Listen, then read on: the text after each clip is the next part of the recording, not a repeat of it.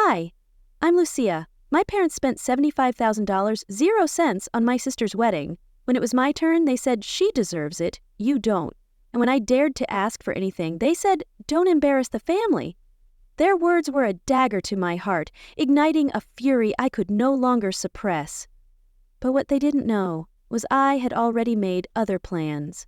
And when they saw me walking down the aisle alone on a yacht they thought I could never afford. Their faces said everything. Before we dive in, what time are you listening to this and where from? Drop it in the comments. I read every single one. Some stories, they begin where your family thinks they've ended you, and some stories don't need applause, they just need to be heard. She deserves it, you don't. That sentence lives in my ribs like a splinter I can't dig out. It wasn't screamed, it wasn't whispered, it was just said, like one of those truths everybody else already accepted, and I was just the last to catch up. And the worst part, it wasn't even said recently, it was last October. But this evening, as I sat at our family's long mahogany dining table, that sentence echoed louder than the clinking forks and laughter. Everyone around me was gushing again about Juliet's wedding. Her rehearsal dinner would be held at a riverside estate, with candlelit lanterns hanging from century-old maple trees. Her second dress fitting was coming up, and her Oscar de la Renta gown was being flown in from Los Angeles. Their Oscar de la Renta gown was a constant reminder of my invisibility, and there I was, smiling, nodding, invisible. The shrimp and grits on my plate had long gone cold, but I kept pushing the food around just to keep my hands busy. Across the table, Juliet was glowing like she always did. Long, honey-colored hair tucked behind her ears, French-tipped nails catching the soft light as she gestured about flower arrangements. I waited until the conversation settled into a lull, until everyone was chewing or sipping their wine. I was wondering, I said carefully, what kind of budget I should keep in mind for my wedding. There was a beat of silence. Mom set her wine glass down without looking at me. Dad blinked and reached for the salt. Juliet folded her napkin slowly, like she already knew where this was going. Her smirk was a silent taunt. Mom finally spoke, voice clipped and smooth. You'll need to keep it small. I nodded, trying to stay composed. Of course, I wasn't thinking anything extravagant. We already gave the family wedding to Juliet. Her words landed like a gavel. Then she looked right at me with that faint smile she used when delivering hard truths. She deserves it. Her cruelty was a public execution of my hopes. I looked at my father. Nothing. He wouldn't meet my eyes. Julia stayed frozen, her lips pinched tight. I tried to let it go, to move past it like I always did, but the ache was sharp this time. I didn't expect a copy of her wedding, I said. Just maybe some guidance? You always do this, Lucia. Mom cut in, her tone shifting just enough to curl the air. Don't embarrass the family like you always do.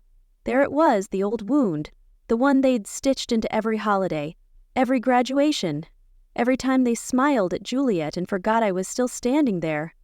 Their acousal was a slap that echoed years of neglect. I stood up. I didn't throw my napkin or storm off. I just placed it gently beside my plate. Excuse me, I murmured and walked out. The hallway to the guest room I always slept in when visiting felt longer than usual. I closed the door behind me and sat on the edge of the bed, swallowing something sour in my throat. I didn't cry. Instead, I opened the bottom drawer of the nightstand, the one Mom never touched anymore. Inside, wrapped in tissue paper, was Grandma Violet's embroidered handkerchief. A white lily bloomed in the corner, soft thread worn with time. Mom had once tossed it in the trash, calling it tacky. I dug it out in secret when I was 15. I unfolded it slowly now, fingers running over the stitching. I won't embarrass you, I whispered, tucking it back into the keepsake box. Then I added, quieter this time, I'll outgrow you. Their rejection fueled my resolve to defy them. That night, I stayed up in bed while the house fell silent around me. The sound of distant waves outside the window didn't soothe me like they used to. My thoughts weren't on dresses or invitations anymore. They were on something else entirely. By the time the house fell quiet, I was still sitting in bed with the notebook in my lap.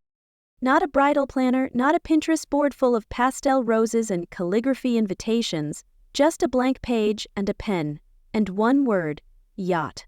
It felt foolish and powerful at the same time, like a secret no one could take from me. The following morning I took a walk to clear my head. I followed the familiar path through Savannah's historic district. Willow trees hung low over cobblestone sidewalks. The breeze smelled faintly of salt and jasmine. It was the kind of Savannah morning people post about. Perfect, almost smug. But my stomach turned when I passed the bridal boutique on Broaden Street. My feet slowed, stopped. There in the front window was a photo of Juliet, back arched just enough to show off the dress, chin tilted, smile serene. She looked like a Southern magazine ad. Only one problem. She was wearing the dress I tried on 2 years ago. I'd been invited, not asked, invited to tag along while Juliet shopped for gowns. Moral support, Mom called it, as if I were some supportive best friend, not her other daughter. I remember watching Juliet try on dress after dress while the saleswoman fetched champagne, and Mom kept taking pictures. There was a moment when the boutique was busy, and the sales assistant asked if I wanted to pass the time trying something on. So I did. It was a sleek ivory sheath. No crystals, no lace, just silk that flowed like a second skin. I stepped out of the fitting room half laughing, ready to retreat. But then Juliet turned. She looked me up and down with that detached amusement she always had when assessing me, then said, "That's cute for someone like you, but it's not for someone who's actually getting married." Her scorn was a public humiliation. I stepped back inside, took it off. That moment was never spoken of again, until now, when she wore it, claimed it. I walked faster, my heartbeat hammering in my ears. I didn't stop until I was back home, standing in our kitchen with that damned boutique window still burned into my eyes. Mom was at the counter, peeling an orange with surgical precision. "Did Juliet buy the dress I tried on?" I asked flatly. She didn't even flinch. She looked better in it. Her disassessment was a crushing blow. Not a denial, not even a pause to consider how that might land. Just that. And suddenly I saw it for what it was. It wasn't about weddings, it wasn't about money. It wasn't even about Juliet. It was about erasure. Every time I showed a flicker of joy, of identity, of presence, they either took it or they ignored it. From the dress to the science fair ribbon they never framed, to the dance recital they missed for Juliet's tennis tournament. It wasn't that I didn't shine, it was that they never looked. Their blatant favoritism was a wound that festered. That night I sat in my old room, still painted pale pink from high school, and pulled out an old journal, one of those cloth-covered things I used to scribble in with glitter pens. I flipped through the pages until I landed on one that read, "Dance Recital, age 10. I had circled the words, "No one came" 3 times. Another entry, 17th grade science fair, won 2nd place. Then, in red ink, they were in Atlanta for Juliet's golf thing. I traced my fingers along the page. The memories weren't fuzzy, they were sharp like paper cuts. There was my 16th birthday. I got a sweater from the clearance rack. Juliet got a necklace with her initials engraved in gold. Mom said, "You're the practical one, you don't need all that." And once when I asked her why Juliet got more, she said something that should have made sense but never sat right. Juliet needs more support. You're manageable. Manageable? As if I were an easy equation, something to leave on the back burner while the family invested in their shining star. Their words were a constant reminder of my inferiority. I didn't cry. I was past that. Instead, I pulled the notebook from my nightstand, the one I started the night before. I flipped past the first page and wrote again. One word. Yacht. I didn't know how, yet, or when, or with what money, but I knew what I wanted now. Not to impress them, not to be better than her, just to build something they couldn't take or rewrite, something that would never have my name scrubbed off the surface. The next day, I woke up before the sun. Sleep had been elusive, more of a flicker than a full flame. I dressed quietly and slipped out of the house while the walls still slept in their usual silence. Savannah was just beginning to stir. The warmth clung gently, not yet the heavy embrace it would become by midday. I walked past the pastel storefronts and gas lamp-lit sidewalks through streets that had held more ghosts for me lately than comfort. My feet carried me straight to the Savannah River Marina. I didn't know what I expected to find, just that I needed to see something outside the world my family had built. Something that floated, moved, didn't have walls I couldn't breathe inside. The yachts gleamed in the early light, rows of white and silver reflecting the soft blush of dawn. They looked like freedom, not the dramatic kind, the quiet, grounded kind, the kind that lets you breathe deep for the first time in years. I stood there longer than I meant to, leaning against the wooden rail, watching a gull circle and dip. No ballroom, no velvet chairs, no chandeliers humming with heat and false praise. I didn't want a wedding, I wanted air. I had just turned back when I noticed him, Mr. Harris. He was coming off his boat with a coffee thermos tucked under one arm and a fishing hat tilted back, like he had nowhere in the world to be. "Lucia," he nodded, "you following me now?" I laughed. "You wish?" He grinned, weathered face breaking into a dozen sun-carved lines. "Can't blame you, she's a beauty." He motioned to the boat behind him. 15 years she's taken me out every week. Not a bad way to grow old. "You retiring?" I asked. "Sold the accounting firm last week," he said. "Now it's just this girl left. Thinking of letting her go, too." No point in keeping what you don't use. Something tugged in my chest. "You'd sell her if someone wanted her," he shrugged. "Perfect for a quiet elopement if you ask me. Far less drama than a big wedding." He meant it as a joke, but I didn't laugh. Not at first. Then I did, because it hit so hard it looped around to funny. "Know anyone looking for that kind of setup?" he added. "Maybe," I said, forcing my voice light. "Maybe someone who wants the kind of wedding they don't need to apologize for." He looked at me for a beat longer than he had to. "Let me know." Back at the office, I moved through my shift in a haze. Printers hummed, orders barked, phones rang.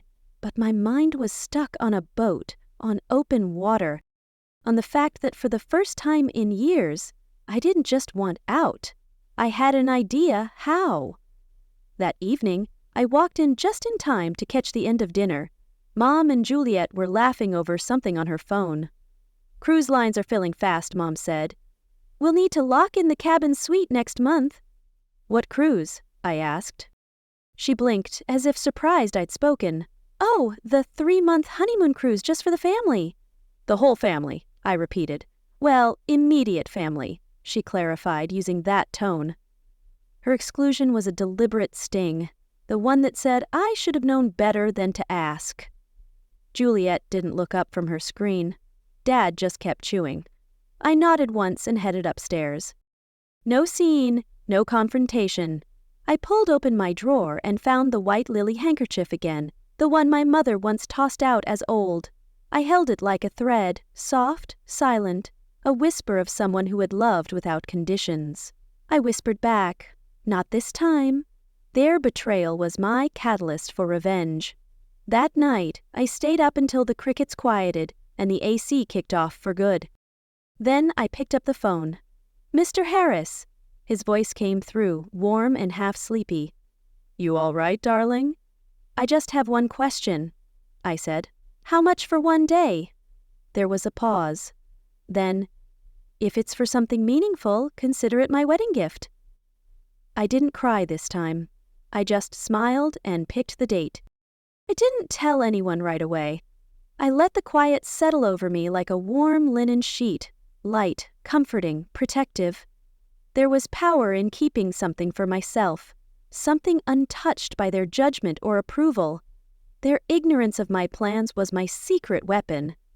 That evening I made tea, lit the lavender candle Emma gave me last spring, and sat cross-legged on the floor of my little apartment. My phone glowed beside me, a blank email draft open on the screen. One finger hovered above the keyboard and then I typed, "I'll be getting married on May 15th, 7, River Marina. Time, 11:00 a.m. Dress code, white and comfortable. All are welcome to attend.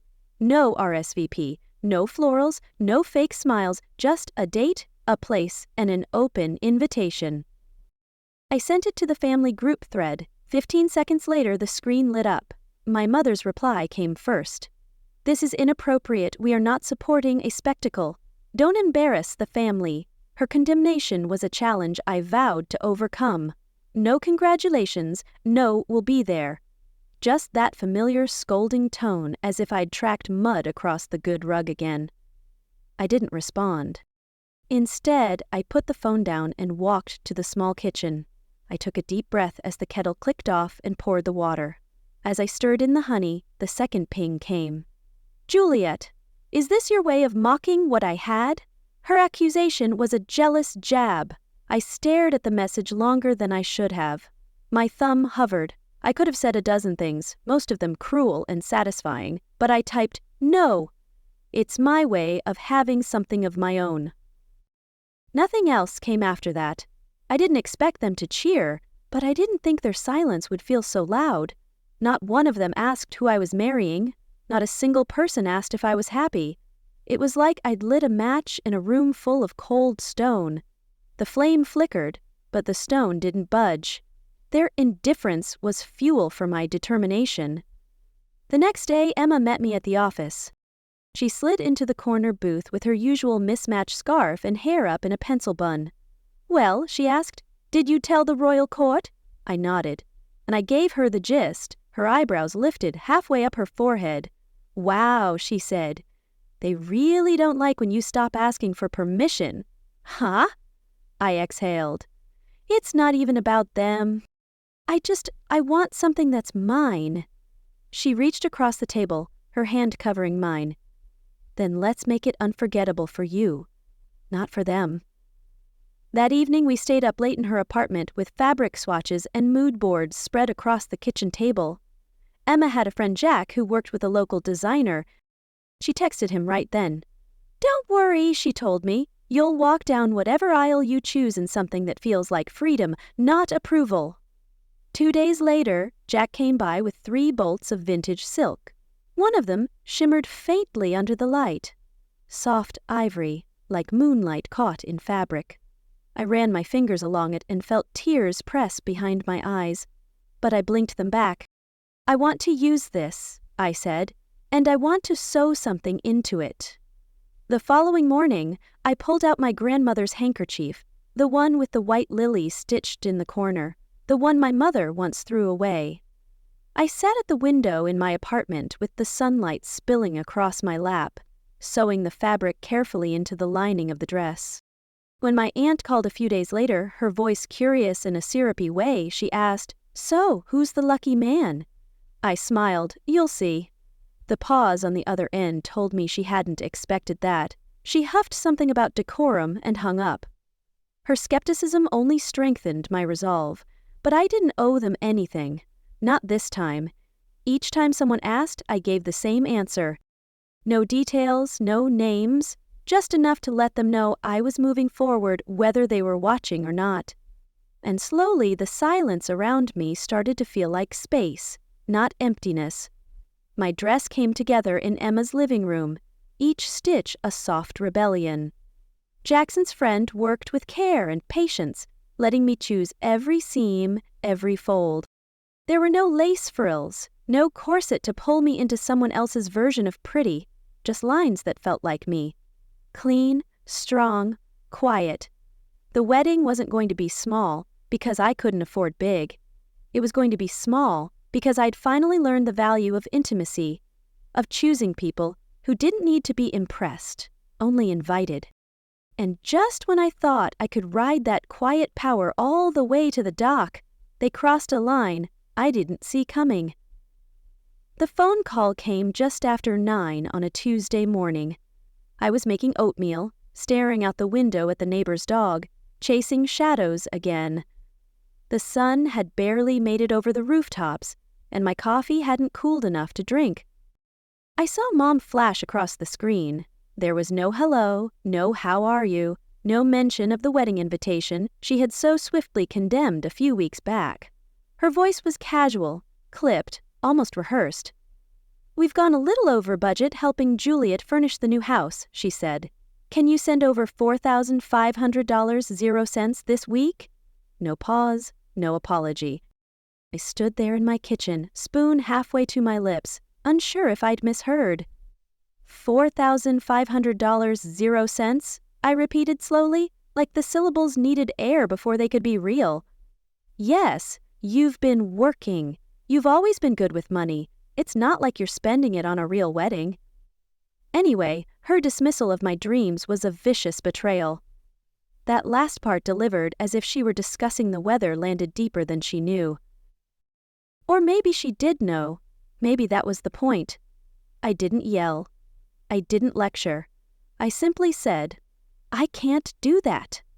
A beat of silence. Then she sighed, heavy, theatrical. "This is why no one takes you seriously, Lucia. You make things hard for no reason." Her concession was a final straw. I swallowed hard. "No," I said calmly. "I just stopped making it easy." She hung up without a goodbye. Minutes later, my phone buzzed again. A text from Juliet. "Just don't bring your drama to the family name." Her warning was a desperate ploy to silence me. I stared at it. The words blurred, but not from tears, from something else. Rage, maybe. Not the kind that explodes, the kind that builds slow, like a rising tide pulling at your ankles until it knocks you off balance. The family name as if it was theirs alone, as if I hadn't carried it too for 31 years, carried it while shrinking, folding, keeping quiet so they wouldn't say I was being difficult. I opened the thread, my fingers trembling, but steady enough to type one sentence. "I carry this name too, but you don't get to decide how I wear it." Then I pressed leave group and, just like that, I deleted the thread permanently. My screen went blank where their noise had lived. I sat back on the couch and stared at the ceiling for a while. The fan made a slow, humming turn. Everything around me felt still, but something inside had shifted. That afternoon, I called Emma. "No more programs," I told her. "No printed seating charts, no signs pointing anyone where to sit or how to smile." She didn't ask questions. She just said, "Understood." "And the yacht?" I added. "I need 3 hours, not 1. There was a beat. "Not a problem," she said. That night, I made tea, lit the same candle I'd burned the night I sent out my invitation, and pulled out a notebook. I flipped past my lists and scribbles, the early sketches of a plan, until I found a blank page. Then, with my pen balanced between 2 fingers, I began writing my vows. I didn't start with love or promises. I didn't even write his name. I wrote what I had never been allowed to say aloud, who I was when no one was watching. I wrote about the quiet moments of becoming, the kind you carry alone, the late shifts, the missed birthdays, the small kindnesses that no one noticed, and I ended with this. I marry not to become someone's daughter or wife, but to become entirely, finally, myself. Their rejection would not define me. I closed the notebook. My hands were shaking again. But this time, it wasn't from pain, it was from certainty. That night, I slept for the first time in weeks without waking up at 2:00 a.m. to anxiety clawing at my ribs. I didn't dream of them, I didn't dream of anything at all, but just when I thought I could move forward in peace, they tried to take even that away. I should have known peace wouldn't last, not in that family, not with people who mistake control for love. It was a Wednesday. I'd just finished my shift at the marketing firm and was walking home, warm air, thick with the smell of magnolia and motor oil. My phone buzzed in my bag. I pulled it out expecting a message from Emma or a confirmation from the florist. Instead, it was a voicemail from the bridal boutique. "Hi, Lucia. I'm so sorry to bother you like this, but we just got a call from your mother this morning. She told us the wedding's been called off, that you've been going through something. She insisted on canceling the custom dress order. Their sabotage was a calculated strike. My steps froze mid-sidewalk. She continued, voice careful now. I wouldn't normally do this without confirmation, but she said she had power of attorney for any large financial commitments. We tried calling your friend Emma, but she never responded. Just call us back, okay? I called Emma first. She answered immediately. Wait, what? She said before I'd even finished the story. I never spoke to them, and they didn't call me. This is a lie. My stomach tightened. They told the boutique I canceled because I'm unstable. Silence on the line, Emma whispered. You know what this is, right? Sabotage, I said, in lace and satin. Their deception was a desperate attempt to stop me. I didn't cry. Not yet. By evening, I was in my car driving the familiar route to my parents' house. Maple trees leaned over the road like they were bracing themselves, too. I didn't bother texting.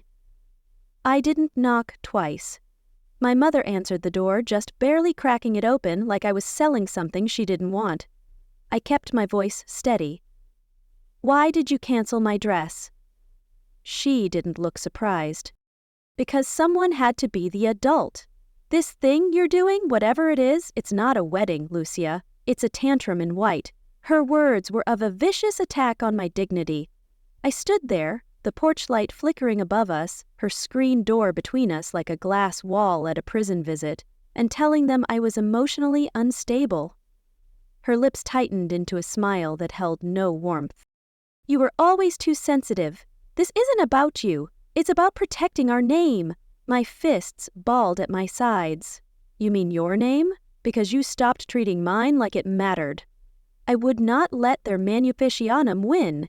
She stepped back from the door. I don't have time for this. I'm sure Juliet needs something, I said coldly. The door closed. I turned around and didn't look back. That night, Emma showed up at my apartment with 2 rolls of sketch paper, a bottle of blueberry wine, and a contact for an independent seamstress. She's old school, Emma said. Doesn't even use email, but she knows fabric like she knows her grandchildren. The boutique assistant had slipped Emma the original sketches. Quiet rebellion behind the counter. We sat at my kitchen table going over every stitch by candlelight. Let them lie, Emma said. You're still getting married, and I knew she was right. I opened my vow journal and added a new page, the pen gliding easier than before. I will not let them narrate my story. I folded the page in half, pressed it into the center of the journal, and closed the cover with a soft finality. The next day, the landline rang. I don't know why I picked up. I never answer that phone. A gentle southern voice spoke on the other end. Lucia, honey, this is Itel. I was your grandmother's best friend. My breath caught. I hadn't heard that name in years. I just wanted you to know, she said softly.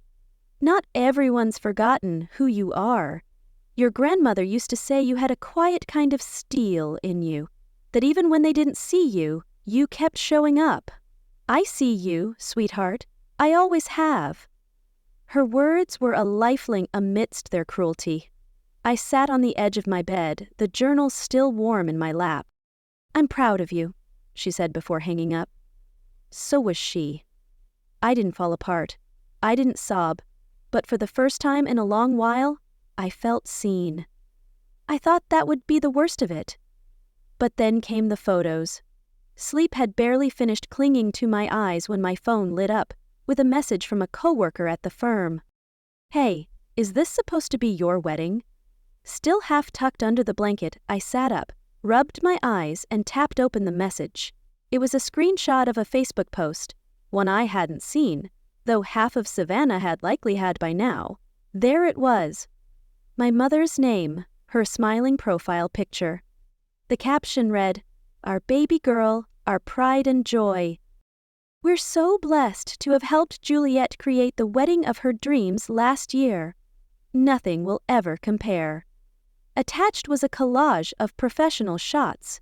Juliet twirling in her 7-figure gown beneath a crystal chandelier. Champagne toasts, rosé petals, sunset by the riverfront. At the bottom of the post, nestled almost like an afterthought, was a black and white image of me, 6 years old, in a wrinkled flower girl dress at my cousin's wedding. A ribbon lopsided in my hair, not one mention of my name, not a word about my upcoming ceremony, not even a, "We're so proud of both our daughters," nothing. Their post was a public erasure of my existence. I didn't cry. I didn't blink. I just stared at the screen as the comments rolled in beneath the post. "So beautiful, that dress. Juliet's wedding was a dream come true." And then, buried halfway down the thread, came one from my great-aunt Madeline. "Lovely photos. Will there be something for Lucia, too?" My mother's reply was immediate. "She's doing something different." Her vague response was a deliberate snoo. That ellipsis cut sharper than any blade, like they were embarrassed to acknowledge me at all. By the time I arrived at Emma's apartment 3 hours later, I'd already screen captured everything. I walked in, handed her my phone, and sat quietly on the couch. She read through the post, her mouth a tight line. "Want me to respond?" she asked softly. "No," I said. "Let them talk." I pulled out my laptop and logged into the yacht service. My fingers didn't hesitate. I upgraded the booking, catering, floral package, live musician, a full photo team. If they were going to watch from the digital sidelines, they'd see everything I'd become. Every detail, they said, I didn't deserve. "Let them watch me from the shore," I said, more to myself than her. Their attempt to diminish me would backfire spectacularly. Emma looked over. "You're different," she said. "You're not trying to get anything from them anymore." I nodded. "I'm not. I'm done asking for room. I'm building my own house." That night, we sat together on her porch, the spring heat hanging like a heavy curtain around us. Emma refilled my glass of iced tea and tilted her head at me. "You're planning something, aren't you?" I smiled, not with mischief but with a calm that had taken months to find. "Not revenge," I said, "just undeniable truth." The next day, I bought heavy cream paper and matte gold envelopes. Simple, unassuming. I printed 12 copies of the same invitation. No flourish, no florals. Just, "You are invited to witness the marriage of Lucia May Carter, May 15th through the 11th, o'clock a.m., Savannah River Marina. White attire suggested. Joy is welcome, but not required." I didn't sign it. I didn't add a note. I didn't ask for RSVP. That evening near dusk, I parked 3 houses down from my parents' home, left the car running, and walked to their front door. I slid the envelope under the mat and walked away without knocking. A neighborhood dog barked once, then silence again. It wasn't an act of rebellion anymore. It was ceremony, ritual. Let them open it, let them burn it, let them come or not. They would see what I'd become, whether they showed up or stayed tucked behind their filters and pride. Their underestimation of me would be their undoing. And still, I had no idea what they were about to try next. I should have known they wouldn't go quietly. The morning of the wedding, I was sipping tea in the tiny kitchen of Emma's apartment when my phone rang. The marina's number blinked on the screen. "Hi, this is Kate from Savannah River Marina," the coordinator said, her voice tentative. "Just confirming, you didn't call to cancel the yacht, right?" Their final attempt to derail my happiness was despicable. My breath paused. "Excuse me?" "We had someone call an hour ago, claimed to be you, said the wedding was off, said you were emotionally unwell and wanted to save yourself the humiliation." Her voice dropped like she was embarrassed to repeat it. My fingers curled tighter around the mug. I closed my eyes, swallowed. "No, Kate," I said calmly. "That wasn't me. The wedding is happening. Every detail stands. Lock it in." She exhaled audibly on the other end. "Thought so. We didn't cancel anything, but I figured I should check with you directly. After I hung up, I didn't scream, didn't pace. I just set the mug down, walked to the window, and watched the clouds shifting off the river. They hadn't stopped me at any point before. They weren't going to start now. By 11 o'clock, the sky had softened into a blush blue, clouds scattered like lace.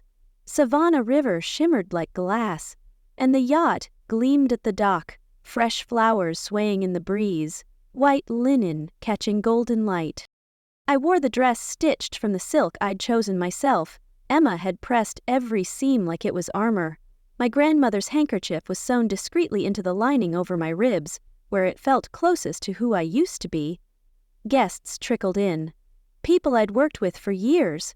Former classmates who had quietly cheered for me from a distance. Emma's non-profit colleagues. The florist who donated the centerpieces. The photographer who'd refused payment. No parents. No Juliet. And then, just as the musician finished tuning, I caught movement on the dock. There they were. My father in a sports coat too stiff for the weather. My mother with her ever-perfect bob stiff in the river breeze, and Juliet behind them in stilettos that didn't belong on wet planks. They didn't step aboard.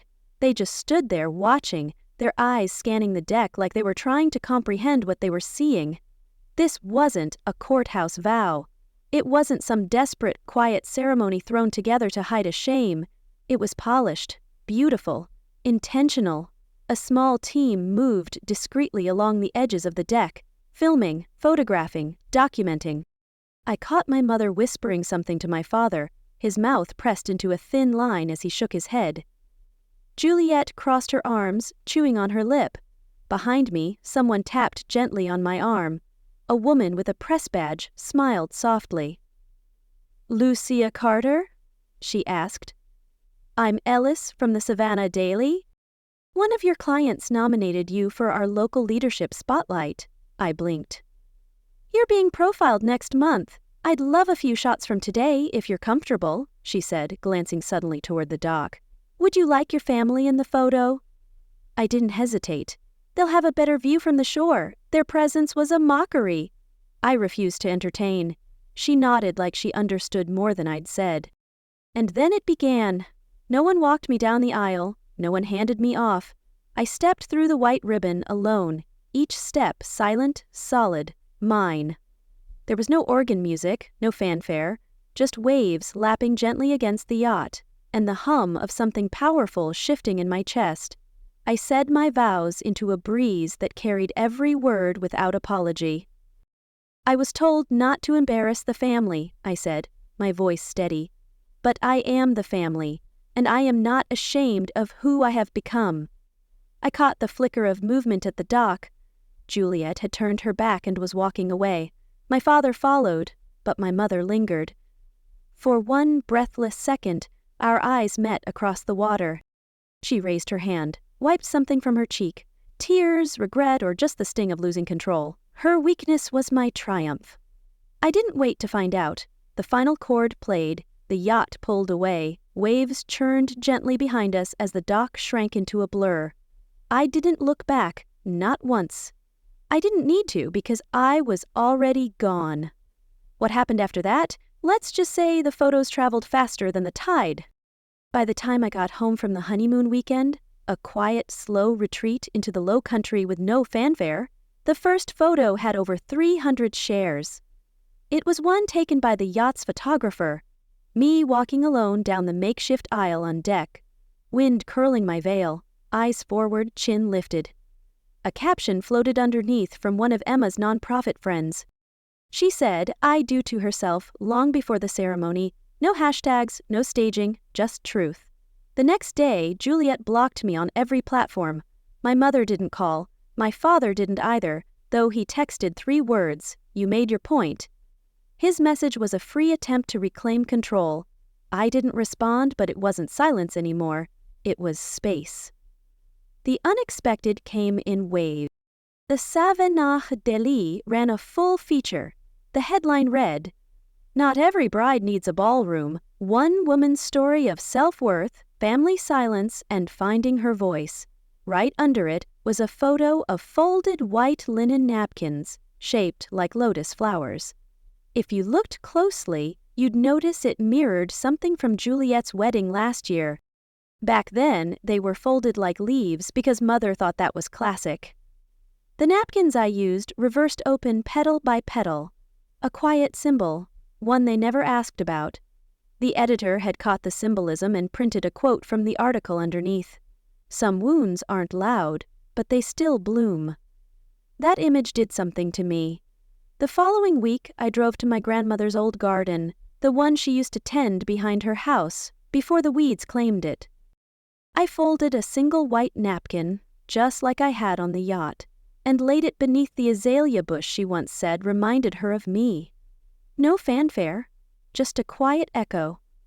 And then came the messages, dozens, then hundreds. Women wrote things like, "You helped me reclaim something I thought I'd lost." My daughter and I read your vows together. She asked if she could write her own one day. A director from a girls' mentorship nonprofit reached out. "Your story, it belongs in our leadership program. We'd love to invite you to speak." Even Mr. Harris, the retired yacht captain, called to say, "You made that boat feel sacred. Any day you want to renew your vows, it's yours, no charge." Then an email from Juliet. The subject line read, "Only sorry," inside a single sentence. "I didn't know they tried to cancel your wedding. That wasn't me, but I didn't stop it either. I'm sorry." Her apology was a hollow gesture too late to matter. I stared at it for a long time, didn't delete it, didn't reply, just saved it. 3 weeks after the wedding, a cream-colored envelope slid through my mail slot. No return address. Inside, a personal check for $12,000, 0 cents, and a note written in my father's stiff hand, "For your future. No conditions." I sat at the table for a moment, just looking at it. Then I tore the check in half, folded the note once, pressed it into my vow journal between the pages where I'd written, "I will not let them narrate my story." Their attempt to buy my silence was futile. They finally saw me, but it was too late to buy their way back in. That evening, as rain tapped against the window and Emma washed dishes in the kitchen behind me, I recorded a voice memo. I wasn't sure who it was for, maybe just me, maybe one day someone else. "I didn't get revenge," I said softly. "I got clarity, and that was worth more than the most lavish wedding money could ever buy." I paused. Sometimes you build the table, set every seat, and still aren't invited. So you get your own yacht and you sail. I don't know what my mother felt that day on the dock, regret or rage. But I do know this: salt water doesn't hide everything.